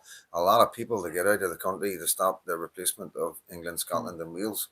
You know what I mean? So it's just about remigration. It's getting a party in who's going to make the hard choices and get these people back, whatever way, whether it's making it uncomfortable for them, taking away benefits, deporting the criminals straight away, anybody that's in jail, anybody that's been in jail, anybody that's supported anybody, anything like that, then dealing with the ones that have been here for a lengthy time that are taking benefits and not integrating, going through people's social medias, going through people's whatever you need to do, just find the extremism that's there, people anti-English, anti-white, any evidence at all, boom, you're gone. And it's a big start. That would be a big start, wouldn't it? Yeah, but it wouldn't be the solution. But you'd be able to get a certain amount like that, but once you start arresting people over social media, they'll all be taking it down. No, I'm not talking. So, I suppose if I deporting people over that. Yeah, I know, but like the X accounts, they're always there. Yeah, you see people that come into power in England, and then people dig into their X account and they find a tweet from fucking years ago, and they're like, whoa, I think it was one there where there was a politician, he was anti-white, he was really anti-white, I can't remember who it was, and it was a guy came over from, they brought, Starmer got him over from, was it Qatar or Saudi Arabia or something like that? Okay, yeah. You remember that? And then they dug in, when he got here, they dug in. They made out he was persecuted and and he turned out he really hated the country. Yeah. Yeah, he was anti-Jewish and all that rest of it, so, it can't come and hunt him. I'm not trying to hangy privacy, but once you put something out there, it sort of isn't private anymore. No, but I'm not talking about going into people's messages and all that. Sorry, I wasn't criticising from an ethical point of view. I was more talking from a sort of tactical point of view, where they would take it down themselves. Right. Like if they passed a law tomorrow that I don't know, you could be deported or arrested or fined for saying certain things. Yeah. Everyone would just go through their social media and delete certain posts, or if you've got loads of posts like that, just delete the whole account. Yeah. And things like when the Hope Not Hate guy got arrested for being a paedophile. Straight away, I was going to get into Hope Not Hate. I went through social media. His accounts have been shut down. When he resigned from the Labour Party, he deleted all his social media except for his YouTube account, which hasn't been updated for about 10 years. So he probably hasn't got access to that anymore. But everything else got deleted. And a lot of people closely associated with him, even people elected councillors, accounts got switched to private. And then eventually they've sort of opened back up, but they've probably spent weeks going through deleting. Yeah, of course. Deleting messages and that. So Northern Ireland, just quickly before we go into Hope Not Hate. So Northern Ireland, we've got the DUP, we've got the UUP, we have the TUV, we have the Alliance, we have the SDLP, and we've got Sinn Féin. That's a lot of parties for 2 million. Yeah. So what do you think? What do you think? Have you any opinion? Not picking any particular party because you're not from here, but just from what you see from outside, is there any comment or anything, any advice that you can give us in Northern Ireland? What is it for everyone in general? Protestants and Catholics. There's not really. It's hard to say really, because. Do you think we're gonna wait? So do you think that our government, our unionist politicians, right? Because you've got to remember they're unions, they're part of the union. Yeah. They love the union flag. They love the England, Scotland, and Wales. And like I say, how long are you going to keep loving it when they don't represent us? When you look at Birmingham, I don't think they've ever been in Birmingham, Luton, or any. They really don't. They want a Westminster seat, and they're happy sitting in Westminster and chucking and hawing like everyone else. Yeah, but they can obviously see London from there. Yeah, they can see. Of course, they can see London. Well, fair enough. Yeah, fair enough. But yeah, you're right. So, there's no excuse, is there, for these politicians? There's no excuse for Northern Ireland politicians not to do what's right. No. 100%. Yeah. And if anybody doesn't get on board of stopping mass immigration, stopping what's coming in, stopping the hotels, stopping the HMOs, and getting these people back out of our country, then they're a big part of the problem. Do you agree? Yeah, 100%. Yeah. And if they're unionists, they're true Protestants, and Sinn Féiners who are true Catholics and been fighting for the country and they love their country, there's absolutely no other reason that they wouldn't do what needs to be done unless they're behaving in a traitorous way and working for somebody higher up. That's what I think. What do you think? Yeah, I'd agree with that. 100%, yeah. So, I just wanted to get that out of the way because people need to understand what's going on. This is fucking serious, you know what I mean? So, Hope Not Hate. Yeah. So I followed Hope Not Hate for a very long time. Nick Lowles, I remember he brought a tweet out at the Southport Carry On saying, there's a tweet, he was like, a Muslim woman's been hit by acid, you know what I mean? And I've quite a few Englishmen got beat up because of that tweet. Yeah. And it was misinformation, it was fake news, but like, everybody else that put anything out like that was jailed, but Yeah. he wasn't touched. Why was that? Firstly, because he's part of the establishment, Right. and secondly, because it was anti-white rather than an ethnic minority. Yeah. They've got more of a protected status, and also, like I said, he's got more of a protected status because he's part of the establishment. So who But are? also Ricky Jones, although he was arrested for doing the cutthroat Yeah, that's right. thing, Well, he actually when he did that speech, he was he made up. I say made up. He said a lie about razor blades behind stickers. Yeah. And I've checked up with the police and with his union, and there's no one's got back to us any evidence. I've not seen any pictures of these stickers. Yeah, with because razor it would be blades all over behind the them. internet. Let's be honest, it would be all over online. If they were to find stuff like that where people were being set up, they would. Yeah. It would be all over online. But- I'm surprised they never planted it to make it look like it. I think they had done previously with the sticker somewhere else, but Right. the one he was talking about was a week or so after that in a different place. But I go around sometimes peeling communist stickers off lampposts and things like that. Yeah. And I'm confident that I'm not going to get done with a razor blade or a Stanley blade because I'd be able to see it. Yeah, of course. And also, if it's sat flat against the surface and I scratch into it, it's just going to like cut a bit of my nail off. It's Yeah. not going to Yeah. slash my wrist or anything. Yeah, of course. Terrible Yeah, like yeah, that. yeah, yeah. So the amount of trouble that someone would get in for putting a razor blade behind a sticker, Yeah. when you'll be able to see it from looking at the sticker anyway, Yeah, I don't believe that anyone yeah. would Yeah, do of course. that. But again, Ricky Jones said that he was never charged for that. He was only charged for the death threat. But yet he walked. Yeah, and I think Lucy Connolly actually pointed it out, or someone pointed it out to her, or whatever it was. But he obviously pleaded not guilty. Lucy Connolly pleaded guilty, although she was under duress to do that. Like the rest of them, yeah. But probably a lot of people would have got found not guilty Mhm. if they did that. But also, you've got the ethnic makeup of juries and Yeah. getting tried in different Of course. areas Of and course. things like that. Yeah. So you've got that. A lot of people. I'm trying to think. Was it Woolwich he was tried at? It probably wasn't Woolwich, but it was a London Crown Court, and he would have.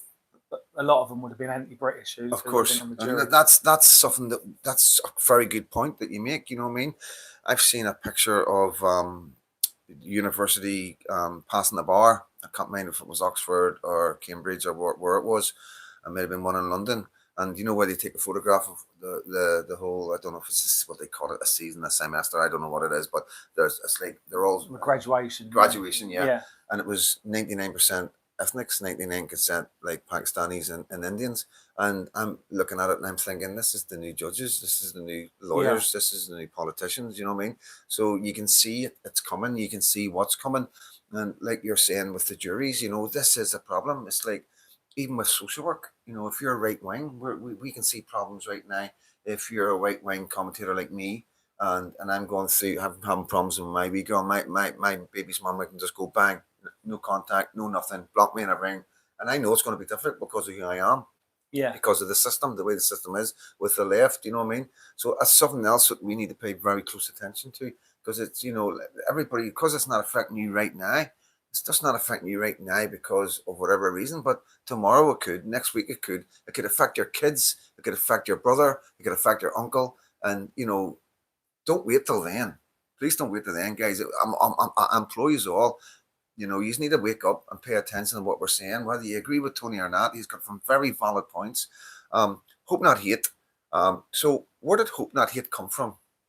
Can you give us just a wee, for those that don't know about Hope Not Hate, just you give us a wee quick introduction of who they are and where they came from?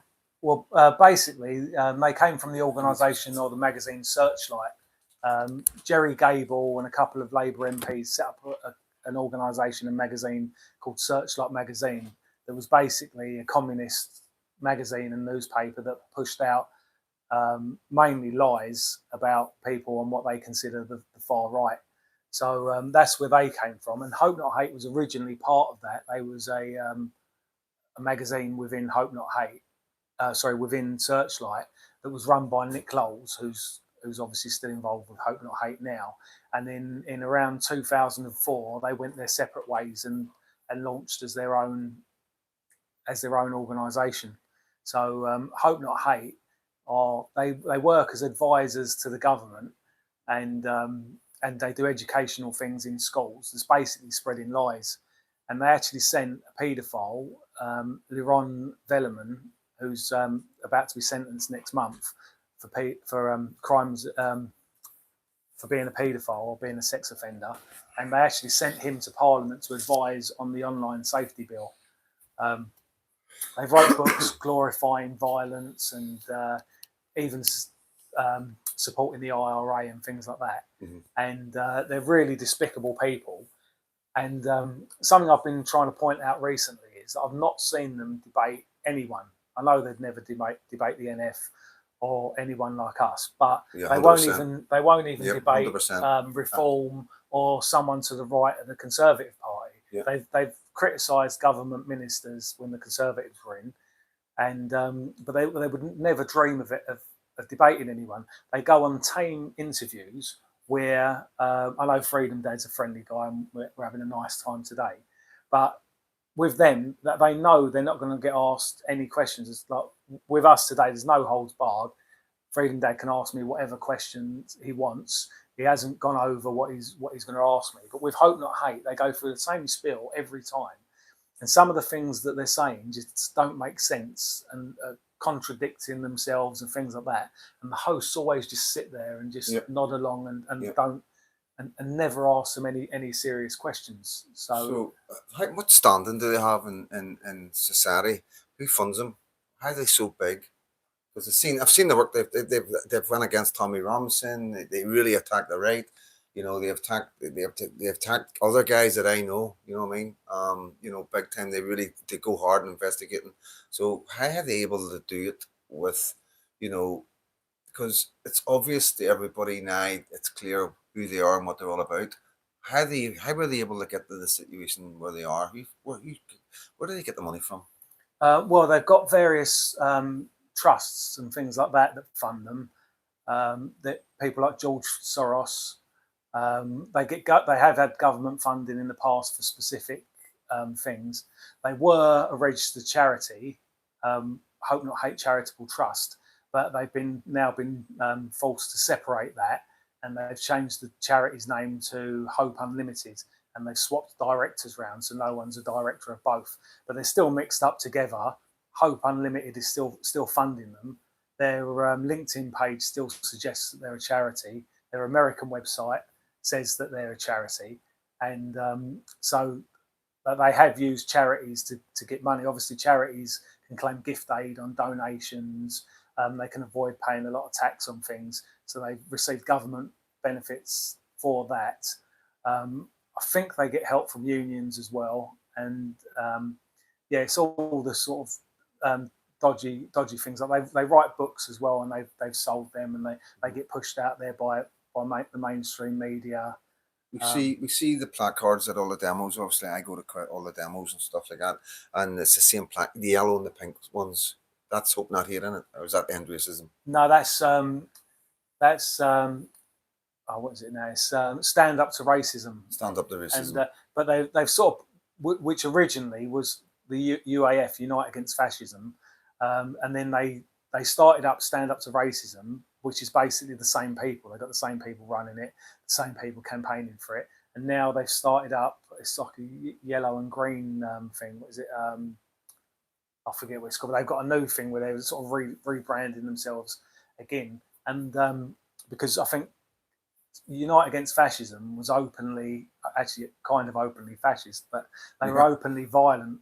Yeah, we can see that. We see that now. You know, everybody at the demos can see it. But the actual placards that they used to have up until about 2012, 2014, literally had "Smash the National Front" or "Smash the BNP" on it, and they were openly called. Well, they're still openly calling for it. They don't. Their literature looks a bit better now, but they still openly call for violence. We'd be jailed for it if I started saying now to do some of the things that they say. 100%. You're bang on. If we were to do what they were doing, we would be in jail. 100%. Like, I've been watching you for a long time, and you know, they hate you.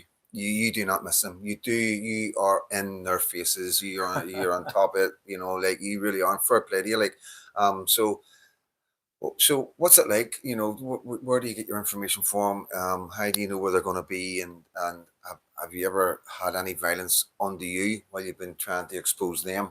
because you stand alone. You don't take. You're not there with a load of guys. You don't have bodyguards. I've never seen you with bodyguards. I've always seen you on your own. I was like, what? And you've got no fear. Yeah, you know I went there with bodyguards, but the bodyguards ran off. I mean? No, I'm only kidding. I'm only kidding. But yeah, no. So what's that like? It must be difficult. You know, you're stand up. You do stand alone sometimes. Yeah, I do admire that, mate. You know what I mean? Well, basically, with Hope Not Hate, they're mainly just talk. They don't really deal with protests or actual violence themselves, although they do support it. So there's not really any danger in confronting them. The main thing I'll be concerned about would be being accused of something. The last time I approached Nick Lowles, he came up to me and deliberately knocked into me, like he was not like he was trying to intimidate me, but like he was trying to provoke something, so that I'd end up getting in trouble for it. Fortunately enough for me, I'm not silly enough to do something like that. But other organisations that I go up to, like Stand Up to Racism, I think I sort of time it as well as I can, because the way I see it is they're less likely to get involved in violence on their own protests. Yeah. So I think they're more dangerous when they're counter-protesting someone else, because if it kicks off on someone else's protests, that's what they want. So it kind of suits them there, but they don't want it to kick off on their own protests. So it's not guaranteed to work every time, but it's worked reasonably well for me so far. Yeah. Do you think history will judge these guys? I think so, definitely, yeah. And just one other question about Hope Not Hate. Does Nick have children? To be fair, I don't know. You should know this. He probably knows everything about you. You know what I mean? To be fair, I'm actually suspicious of whether Matthew Collins has got children. On the so who's Matthew Collins? Matthew Collins is the guy who was involved in the National Front and the BNP years ago, and then he sold out. He went to Searchlight, and he informed on people, they ended up sending him to Australia. I don't know how long he was out there for, but then he came back here. This was before my time. I didn't know him when he was involved, but he works for Hope Not Hate now, basically as a grass. But in the program, it was in the program The Walk-In that ITV done a 4 or 5 part. It was supposed to be based on a true story, but it was pretty unrealistic. But in that, he had 2 children, and then looking at some tweets he's done more recently, it's like they haven't aged. It's like they're still children. Like they was 10 back in 2016. One of them was 10 back in 2016, and a couple of years ago he's still talking about him like he's 12. Yeah, fair enough. Well, as if they were real kids. Because that's always something I always look out for. You know, I try to understand why these guys are doing it. Why they must, because nobody, like I say, nobody can deny it now. They can see what they've created, what they're doing, standing up against us at demos and calling us far-right fascists and racists, and we're looking at them and they're the most violent guys I've ever came across. Even just, I don't know if you watched the Manchester demo, what the live were done there. Nothing but violence. So you're more talking about Antifa and Stand Up to Racism now. Yeah, but they're all the same. They all come together as one. Yeah. You know what I mean? When they're standing behind that police line as a counter demonstration, you know, they're all shouting the same slogans. You know, they're all shouting fascist shouts and fucking calling us all Nazis. You know what I mean? When they're the one actually behaving like that. You know what I mean? You know, so, but listen, I'm going to open it up to the guys I'm going to see if they want to ask any questions. I can't imagine there'll be too many questions because we have covered quite a lot. Is there anything you want to add or anything you think of that you want to cover that I haven't? I just wanted to mention, you mentioned briefly the definition of, is it anti-Islam or Muslim hate crime or whatever it is. But I'd just like to point out that although I obviously don't support that there's been an official definition of anti-Semitism for a number of years. Yeah. So it's not it wouldn't be the first one if it did come in. So obviously, you're talking about Islamophobia laws? Yeah. So, so there's already well, it's not an actual law; it's a definition, right? Which is what they've already got for anti-Semitism and what the Muslims want. But now I'm hearing as well that the Sikhs apparently want it as well. So we could land up where there's a definition of everything except for anti-whiteness, and everyone else has got the extra. That's a good point. Protection. So what would that leave us? What situation would we be in if that was to come to fruition? Well, it basically mean that we need to be even more careful about what we say, not to get in trouble. We're already covered by a lot of laws anyway. Yeah. Racism laws. Hate crimes. It just basically define that and make it a little bit harder again. Not like when it comes to anti-Semitism, I'll say that one because that's the one that is already there's a IHRA definition, the International Holocaust Remembrance Alliance definition of anti-Semitism, which is accepted by a lot of countries and governments and different political groups and other things like that, where to accuse a Jew of being more loyal to either international Jewry or Israel than they are to Britain is anti-Semitism by this definition. But what if they are? There's been a lot of proof around the Israel-Palestine conflict that a lot of, in my opinion, a lot of politicians have shown more loyalty to Israel. And then also, if assuming that it comes in the same for Muslims, that will mean that you can't accuse whether it's Sadiq Khan or Hamza Yusuf or anyone like that. You can't accuse them of being more loyal to Muslims than to Britain. So Answar was the name of that Labour politician. Okay, yeah. Answar, because his dad is involved in politics down the south. Okay. He's a leader of the Labour Party in Scotland. Okay. So before we go into questions, guys, I'm gonna if you want to ask Tony anything, you know me, the chairman of the National Front on Freedom Dad's channel, an exclusive, controversial and all the rest. They'll probably get a bit of hate, maybe lose some subscribers. Who cares? You know what I mean? You know, I'm not here to pander to anybody. I'm not here to make friends. I'm here to save my country. Simple as that, guys. I've said that from the start. But the last thing I want to ask you, mate, is do you genuinely, in your heart, believe England can be saved? Yes. 100%. Yeah. So Leicester can be reversed. Yeah. Birmingham. Once someone with Britain's best interests at heart gets control of the country, then you can just sort of work inwards from there to deal with London and Leicester and other when places. it starts, when this migration and remigration starts, and we start reversing the damage that the Conservatives and Labour have done, what trouble do you foresee? Can you see any terrorist attacks happening? Can you see what kickback? What kind of kickback, first of all, would we get from Islamic extremists?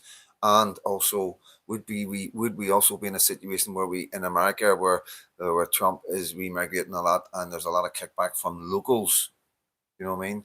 And because I have heard from people saying, well, if you go into an area and try and take out a family that's been there for 15 years, a lot of white people will fight against the police. What do you think about that? I think first of all, the Islamic thing first, and then do you think there'll be terrorist attacks? Because if they know they're going, you know. There could be. Like you said, we've got one of the best intelligence services in the world, so hopefully they could mitigate a lot of that.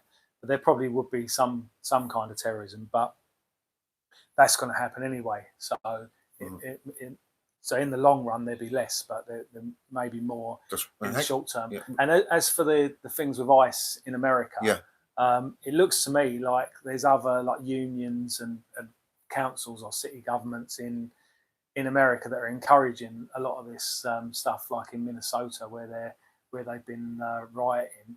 I know the lady that got shot when she drove at ICE officers. Yep, that's right. I know that she was a lesbian. Yeah. I'm not sure the guy that got shot. I'm not sure if what his he was a lefty or was. He was obviously some sort of lefty. But of course. For what reason he was doing it, but we know there's a lot of our own people that do hate us. So you are going to get that, which is why it makes sense to be doing it where, first of all, you're sending out the immediate refugees who've arrived recently first, and then when you're looking at paying people to leave, like America's doing that as well. They between 100,000 or 1 million. I know that's a big margin, but somewhere between that have accepted $2,400 and have deported themselves. Yeah, because I was going to say a lot of people think, Nigel Farage, we can't deport 1 million, but it wouldn't come down to that because there would be incentive. What do you call it? Incentivized. Yeah, it's to make it so they want to leave. You know what I mean? Yeah. But the other thing I want to ask as well, I'm sorry, I keep saying the last question, but every time you say something comes in my head. Nigel Farage said that if we don't take Islam with us, we're beat or we're in trouble. What does he mean by that? I think he's saying that it's too late, that it's here now and we can't stop it. But that'll mean them taking over and it become an Islamic country. Probably not in Farage's lifetime or our lifetimes, Yeah. but in 50 years or 100 years, Britain will be an Islamic State. country. If we, Yeah, well, I said that from the start. I've been saying that for a long time. You know what I mean? And it is controversial, but it doesn't take a rocket science to work it out. I'm not educated, but I can sit with a calculator and do the sums. You know what I mean? Really, to be honest with you, you know what I mean? Yeah. The percentage, and this is going with the figures that the government are giving us. Do you think the figures that the government, because the last census was what 2019, 2021. 2021, so we're in 2026 now. It's halfway, So yeah, there's a lot. That's a long time in politics. That's a long time in Yeah. immigration. Let's be honest. So we're only going with the figures, and even if them figures were right back then, because that's only what people's filling the census, isn't it? Yeah. So we've got to assume that the figures are a lot more than what we know. That's what I would say. And there's a girl called Lumna Talks. She's a Pakistani Muslim who's very right wing. And she speaks out against Pakistani Muslims and extremism and all that, and sat death threats and all the rest of it. And she said she reckons there's twice the amount of Muslims in the country. And this is somebody who lives in these communities, you know what I mean? So it is quite concerning, So we understand Nigel Farage saying about you can't deport 1 million. We get that. You don't. It can be done, but we're not just going to deport everybody. That people will leave on their own. Yeah. own thingy, you know what I mean? So when the politicians are talking like that, does that not concern you? You're saying it can be reversible, we can do it, you know what I mean? But you've got the politicians like Nigel Farage saying if we don't take Islam with us, we're beat, we're in trouble. That's he's fucking quite serious about it. Like he wasn't, he said it 3 times, he repeated it. He didn't just say it once, he said it 3 times. We're in trouble, we're beat, you know what I mean? It was like fucking hell. So what kind of message is he sending? You know what I mean? What does that? I think it's defeatist. Yeah. It's just basically saying it's too late. Yeah. When if you're gonna do that, you might as well just let everyone in. I'm not suggesting that for a minute, but it'd have similar results. So what do you? But I promise you, we're coming to the end, but then we'll get some questions. I promise, guys. See CJ Audits in the house. He's on the fence. I'm trying to give. Maybe you'll take CJ Audits in. We're joking, not like that. But no. So Rupert Lowe. What do you think of Rupert Lowe? What do you think of this new party? I don't know too much about him. Obviously, I know he was one of Reform's MPs when they got elected, and then they threw him out. Well, that's a good sign, isn't it? Yeah, that's exactly, something that we should pay attention to. You know what I mean? It seems to me that he's a lot better than Farage, but I don't know a lot about him. Yeah. So Rupert Lowe, and I think it's Restore Britain, and you've got Advance UK, which is Ben Habib. Now, Ben Habib didn't get the traction. As you see, they got lower votes than the Raven Looney Party in Manchester, and it was just quite concerning. And we see that Rupert Lowe has got, I don't know the figures on top of my head, but he's doing quite well in the small time that he started. There's a lot of people moving on onto the party. Do you think it's because Ben Habib's Pakistani origin? I think that's what the problem is. Yeah, it probably has got something to do with that, but also. Like previously, when he was involved in Reform, although he's of Pakistani origin, I thought he was one of the more sensible ones. From what I support him. I think he's amazing. But you know what I mean? I saw him speaking. I think it was in London at one of these Iranian protests, right. And he was saying that when they come to power, we're going to get behind the Iranians and support them. But it's not our business. We've sent soldiers off to die in foreign wars for far too long. There's no reason to get involved in another. And the government of Iran has been overthrown 2 or 3 times in the past century anyway. Yeah. So doing it in extra time they need to sort the problems out themselves. I'm pretty sure that although there's obviously resentment there for the Ayatollah, I'm pretty sure that British, Israeli or American or all 3 secret services have got behind funded CIA groups and things like that. They've been doing it for years. Doing it for years. There's actually part of the SAS is involved in, I don't know about Iran, but I saw a talk that Andy McNabb gave at the Cambridge Union. Right. It's on YouTube. And he was saying they've got a counter-insurgency section of the SAS and a pro-insurgency. So depending on if anything's going on, depending on whether the government supports the government or the rebels in whatever country it is, they send people out there to to get involved in that. So I find it hard to believe in any, like we had Arab Spring, which later turned out to be ISIS, but when they were called Arab Spring, Yeah.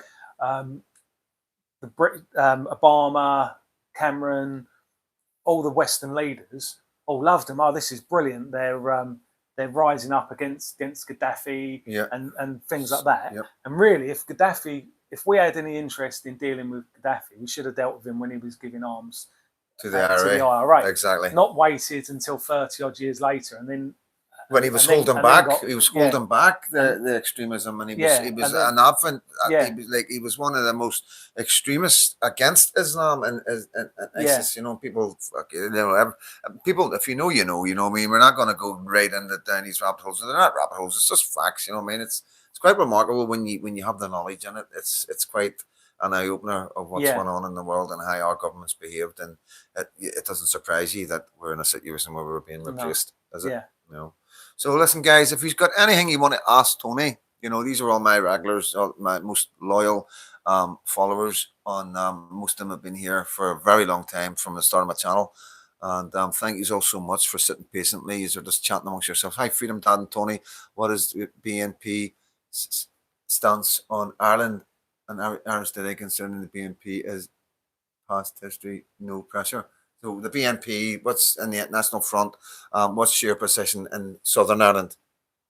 Well, we believe that Northern Ireland should be part of the United Kingdom. Yep. Other than that, Would it ever be a situation where you could have a branch in Southern Ireland? You know, because I don't believe there's. I know it sounds mental, Yeah. but I'm down there. I mean, I've been down there. I've spoken outside the post office. Quite controversial. Well, probably what would work out more sensible than that is if somebody set up a like a sort of sister organisation. It's like there's Labour parties and Green parties in different countries around the world that are sort of a bit linked, but they're not. Sorry, Mark Holland. He's a Londoner, mate. You know, an Yeah. absolute diamond of a guy. Does Tony think that London can be saved, especially East London? I think so. Yeah. If we once we save the rest of the country, we'll have to go into the area. I say we, the law enforcement, that would have to go into areas that are predominantly ethnic, whether that's Leicester or London or Birmingham or anywhere like that. Yeah. But it will eventually. It'll have to be sorted out. Yeah. Does Tony believe in Christ, Jesus? Yeah, they're going to ask you the tough ones, but you thought I was a hard one, eh? Thought I was a hard interviewer. I more consider myself a cultural Christian than a proper Christian. I believe in Christ, but I'm not. I don't regularly go to church, and I don't go around preaching to people or anything like that. Okay, Quintona, is this the UN Army undercover? The fighting these men are coming. I actually don't think so with that one. I've heard that quite a few Yeah. times. I think most of them are sort of, when I say fleeing war, I don't mean fleeing war in the context in which they're claiming. I mean that with the likes of the Syrians, they were getting called up to fight ISIS, and they ran away rather than fighting for their own country. So they're no good to their own country. They're no good to us. But I don't think. I think I was in the army only for 3.5 years, but you had to do regular training. There was discipline. There was a rank structure. I wasn't that good with discipline, but it was. There was a rank structure and things like that. If there was thousands or 1 million UN soldiers in Britain, they'd have to be doing some kind of drill or parades, not necessarily in a. But what about the a ones that are military getting moved thing. in the army camps? What about the ones we don't know where they are? You know what I mean? Yeah, They're, but they're again, not all they're in not- hotels. Again, when you're in some sort of military force, you have to do regular training with weapons and fitness and things like that. And I think it'd be almost impossible to carry out sort of under the radar. Yeah. I think the ones on the army camps, they're just basically staying on, Right, on fair the enough. army camps. Can John Downs put your comment back up, please? If you can, you look out for John Downs' comment when it comes up. What does Tony think of King Charles having a call to prayer in Windsor? I think it's terrible. I think, well, for hundreds of years now, and getting more so, the monarchy don't run the country anymore, and it's I think King Charles has got a lot of bad advisors, and similar to like virtually every company and organizer or most organisations in the country, I think this sort of agenda gets pushed. He should have put his foot down and not done it, but I think he's more concerned at the moment with what's going on with his brother and the survival of the royal family rather than that. Yeah, I don't think he should have done it, but I think it's probably more advisors than it is him. Probably wasn't his idea to do it. I could be wrong. But. Somebody made a comment there saying that the Power Muldoos didn't need training grounds or parade grounds. Well, that when they're talking about you, I was actually thinking about it, but they did, didn't they? They even in prison they was doing drill, weren't they? Some of them. You're right. Stuff like that. So, I think they did. And there was weapons training. Yes. Even though not all the bands on either side are all paramilitary, but you still have band parades now. Like I said, I'm not saying that anyone or everyone's involved in that is paramilitary, but it is some kind of military getting in step. I'm probably talking rubbish now, but getting in step and things like that. But they've got rank structures and things like that, and they install discipline, whether that's sort of kneecapping someone or something like that. And I think there would be something pretty obvious if that was happening with the immigrants. Yeah. So I just want to do a wee survey with you guys. If you can get ready to hit the thumbs up or the thumbs down, if you've got that on your phone, so I want you to hit the thumbs up. Basically, if you think Tony's right, I'm not. Is it John? Is that it? Where is it? Window man. If there's a will, there is a way. Yep. So what I'm saying, guys, I want you to give a thumb up. You think Tony's right. You don't have to support the National Front or join the National Front. You know what I mean? I'm just wanting to get an understanding. You know, do you think he deserves the flag he gets? Do you think there's something wrong with ethanol nuts? If you think that we do need to have extreme measures, stick your thumbs up, guys. No, doing well there so far. I'll stick my thumb up as well. I'm swimming in neutral. I'm the end of the rear. Right. Thank you so much, guys. Thank you so much, Quintona. But this is what it's about. You know, it's like, it is a difficult subject, guys. It is really, really difficult. But it's made more difficult. Old Trekkie one as well. It has been made more difficult because of the rhetoric, because of the silencing, you know, the far right, and it is. Listen, I've spoke to Tony about this offline and online. The last interview, and whenever we see each other, I always say to him, will you not change it? Will you not let blacks in? You know what I mean? You can choose what ones. You'll know what ones are good. You know what I mean? And but it is what it is, and I'm not here to judge Tony as a person, you know what I mean? He's a political movement, and they've all got their own ideologies, you know what I mean? Whether you agree with them or whether you don't agree with them, it doesn't give anybody the right to silence them, you know? I think Trump, any other questions are jumping out? What? CJ, only slagging. What's he been up to? All right. Yeah, CJ audits. He audits the police. He stays in the fence. You know what I mean? Yeah. But he gets a lot of flack from the left, so he's coming our way eventually. You know what I mean?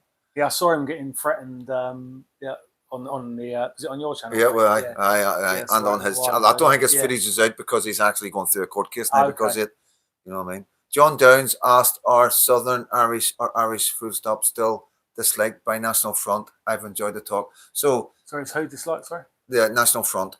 Do you still? I know you. Do you dislike the Irish? Not just for being Irish. No, like Irish Republicans like the IRA and Sinn Féin, obviously. But the Irish people don't support the IRA. People. The Irish people do not support the IRA. The Irish people don't even support Sinn Féin anymore, Tony. Yeah. So these are patriots. These are people who are struggling. Their country's being replaced. They are our neighbours. They're white Christians. You know. Yeah. So what's your stance on that? Yeah, no. But has it changed? Has your stance changed? You know, because the National Front was very pro-British and very anti-Irish back in the day. That's, maybe before your time. To be fair, I think the National Front's always had quite a few Irish people in it. Okay. And I grew up in London, so obviously there was a lot of Irish people in London, and most of the ones that I knew I got on with. So what point would an Irishman in Southern Ireland, what what benefit would it do him to join the National Front? Well, we're not in. We don't stand. We're not in Southern Ireland. Don't stand in Southern Would Ireland. you think things about? like that. Would So you it's think not about really- that? Like I said earlier, it'd make more sense if anyone wanted to set up another national front because there's a national front in New Zealand that aren't. I'm in contact with them, but they're not. I'm not in charge of them. They're not in charge of us. Yeah. They're a separate organisation. And if anyone wanted to set that up in the Republic of Ireland, they could do, or in any other country other than here Yeah. or New And Zealand. would you support and work with these guys in Ireland if they done that? Yeah, as long as they're along the same sort of lines as us and aren't just sort of like using the name for a laugh, then Yeah, of we'd course. work with them. Yeah. Like I said, I'm in contact with the lads in New Zealand. Yeah. Not all the time, but from time to time. Yeah. So, Yeah. So there you go, John. You know, that's answered it for you. There was a time when there was an anti-Irish, but that was like us. I think that was the same as us because we didn't know them. You know, like they were our enemies. The IRA, the Armagh. You know, right in the Cork and all that. There was IRA brigades right through. You know what I mean? Dublin had a I think brigade. I think where he's getting that from is back in the was it 70s or 80s? It was before my time anyway. Yeah. Either in the 70s or 80s. Well, you're not that young. There was. I was probably alive then, but I wasn't. Yeah. I wasn't involved. Yeah. There were troops out marches in London where there was a lot of Irish people on them, and the National Front opposed them. So I think that's probably where they're getting that from. But that was basically against Irish republicanism, Yeah. rather than the Republic of Ireland. That was Yeah. against people that were campaigning against our soldiers. Yeah. Similar to Tommy Robinson in Luton and the EDL. That they were doing. Well, there wasn't bodies coming home. Well, they weren't protesting the bodies coming home, but they was protesting against our soldiers, and we Yeah. was against that. So that's where that comes from. Yeah. But there's John- always been John Cook, sorry. Irish people in. One more thing I would like to say concerning Republican movement, just like to say that the Republican movement have done most of terrorism around the world, around the world. That doesn't make any sense, does it? After they trained, but no, the PLO trained, the Palestinians trained the IRA. It wasn't the other way around, mate. Definitely. Tommy has controlled opposition. Fair enough, mate. Your opinion. John, you're actually right about that. Okay, fair enough, ladies. Yeah, I'll stand corrected. But listen, guys, I hope you enjoyed the interview, mate. Thank you so much. Thank you so much for staying on, guys.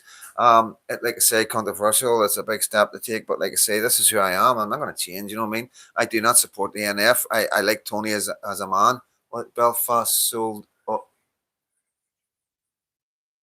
Tony, how do we join the National Front? Good question. The easiest way is to do it online, natfront.info, and you can find it on there, or contact me. I've got my YouTube channel and X account and whatever, and I can direct you in the right direction then. Thanks. So what we'll do is when I come off this live, Tony, give me the links and I'll put them up. Okay, thanks very much. I'll stick them under this. I'll put them under the description. And listen, guys, we're in a situation right now where we can't choose to be put down or put off by labels. You know what I mean? At the end of the day, like I say, I don't agree with the policies of Tony and his political party. You know, but at the end of the day, it's maybe down the line people are going to go, he was bang on, and maybe my daughter will be like, well, fuck, you should have. You know what I mean? Who knows? You know what I mean? I don't know. I can't see in the future. What I can see right now today is we're in trouble, and it seems to me that what I'm seeing online right now, the ones on the right, who we've been looking up to, the ones that we are thinking are going to save us, seem to be doing the exact opposite, because they're not even giving men like this a voice. They're not even interested in listening. They seem to be more interested in Israel and things going on thousands of miles away from here than Northern Ireland. And it needs to change. We need to address what's going on today. We need to have nothing else on our mind. No other flags in our country apart from our Ulster flag, Irish flag in Ireland, English flag in England, Scottish flag in Scotland, the Welsh flag in Wales. And that should be it till we sort out what's going on. Listen, mate, thank you so much. Thank you very much. You've been an absolute gentleman. So, guys, that's it. I'm not going to carry on with any more chat. going to get an wee cup of coffee, sit down, have a wee chat with the boys, and just talk about life and things in general. Try and learn some more stuff. And I know my friend here and other people here that want to ask some questions, and just they understand things. You know what I mean? And this is what it's about. Knowledge is power. It was 110% knowledge is power. But be careful who you follow. Be careful who you look up to, because not everything is what it seems. That's my advice right now. I've never seen a split in the right side of the political movements in England, Wales, Scotland, and Northern Ireland. Not so much Northern Ireland. We seem to have it battened down here, apart from a couple of silly things that's going on. But in general, the Patriots of Northern Ireland have got this. We have got this. You know what I mean? And this is what we do. We're trying to learn from everybody. So we do what's right for you. Do what's right for our country, and do what's right for our children. So as always, I'm going to go up and say goodbye, and as I always do, God bless, guys.